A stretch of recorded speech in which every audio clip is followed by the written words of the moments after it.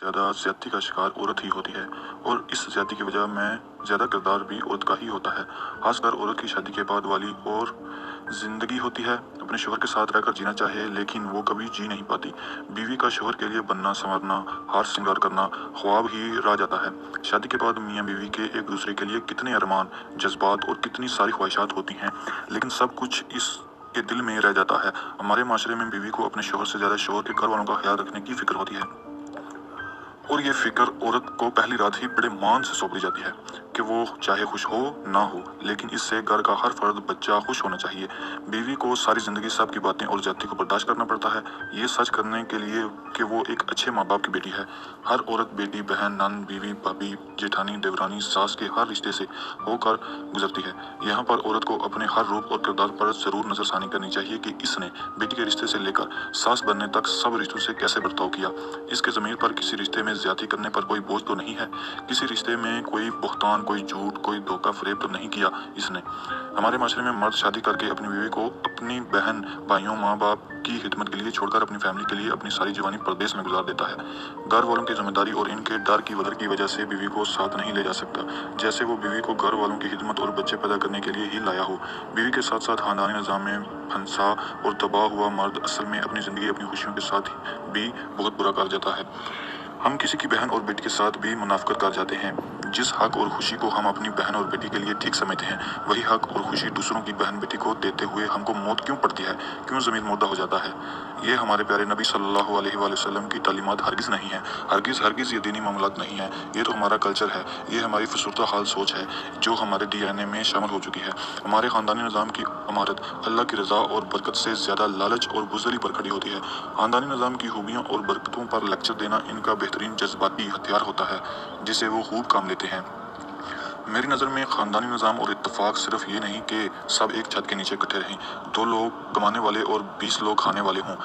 भाई को बहन से और बहन को भाई से रिश्ता लेकर और देकर अपने प्यार और सच्चाई का सबूत देना पड़े, बात बात पर ताने दिए जाते हों, जानवरों की तरह से लड़ते झगड़ते रहें, गाली गलौज करें और फिर एंड यही होता है कि एक दूसरे से मिलने के काबिल भी नहीं रहते।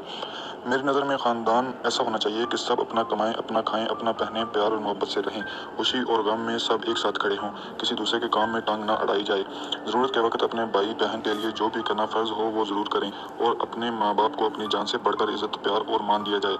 इनकी नेक औलाद और अच्छी पहचान बना जाए ताकि इनको अपने आप पर फ़ख्र हो। माँ बाप को जिस भी बेटे के साथ रहने को दिल करे वो किसी के पास रहे। सब अपने माँ बाप के फैसले का एहतराम करके इनकी हर ज़रूरत और खुशी को अपनी जान से बढ़कर ख्याल रखें। वो माँ बाप बहुत बुरा करते हैं अपनी औलाद के साथ, जो उनको ये कहते हैं कि हमारे जीते जी हमारी औलाद एक ही छत के नीचे रहे, बस हमारी नज़रों से दूर ना जाए, वो अलहदा ना हो। ऐसे माँ बाप अपने बच्चों और घर की मजबूत नहीं बल्कि कमज़ोर कर देते हैं, अपनी औलाद को एक दूसरे के सहारे पर छोड़ देते हैं। आगे बढ़ने और कुछ करने की इनकी चाह ही नहीं रहती। माँ बाप को अपनी औलाद को हमेशा यही कहना चाहिए कि देखो, जब हम आपके लिए कर सकते थे वो सब किया और जो हमारा फ़र्ज़ है वो अदा करते रहेंगे। हम पूरी तरह आपके साथ थे, हैं और रहेंगे। हमें आप पर भरोसा है कि आप भी कभी हमें शिकायत का मौका नहीं देंगे। अब आप अपनी ज़िंदगी को खुद संवारें, सब अपनी अपनी मेहनत करें, जो काम किसी को पसंद है वो करें, ज़्यादा हो या कम, सब अपना अपना कमाएं, कोई भाई किसी भाई का मोहताज ना हो, सब मिलकर घर को प्यार और मोहब्बत से चलाएं। माँ बाप अपने जीते जी एक एक करके सबको वक्त पर अलहदा करते जाएं ताकि वो भी अपनी ज़िंदगी को अपनी मर्जी और खुशी से गुजार सकें। याद रखें, हालात बुरे भी हों तो आपका एक अच्छा फैसला सब बुरे हालात को अच्छा बना देता है। रिज़्क देना अल्लाह का काम है, हमारा नहीं। हमें तो कोशिश करनी चाहिए, बस इंसान की नीयत साफ़ होनी चाहिए, बाकी सत्य हैरान है। मैं यहाँ पर एक और बात कहना चाहता हूँ कि माँ बाप जिस तरह शादी के वक्त अपने बेटे या भाई की खुशी और पसंद का ख्याल करते हैं, बिल्कुल उसी तरह अपनी बेटी और बहन का रिश्ता करते वक्त इनकी खुशी और पसंद का भी ख्याल करें। आप इंसाफ से अपना हक अदा करें, बाकी नसीब तो उनके अपने हैं। ताया, चाचा, फूफो, मामू, खाला या ख़ानदान बचाने के लिए अपनी बेटी और बहन को मत कुर्बान करें, बल्कि इस कमज़ोर और खोखले हो चुके रिश्तों को कुर्बान कर दें जो आपकी बेटी या बहन की सूरत में ताल्लुक़ को कायम रखने की कीमत वसूल कर रहा है। जब औलाद पैदा हो जाए तो बहन भाई की मोहब्बत या बातों में आकर बचपन में इसका रिश्ता कभी भी तय मत करें। अपनी बहन भाइयों को खुश और राज़ी करने के लिए अपनी दौलत, अपनी ज़ात की हद तक सब कुर्बान करना चाहिए तो करें, लेकिन अपनी औलाद और इनकी खुशियों को कुर्बान मत करें। आपको ये वीडियो अच्छी लगी हो और आपको ये वाक़या अच्छा लगा हो तो इसको शेयर और कमेंट और लाइक ज़रूर करें। Thank you.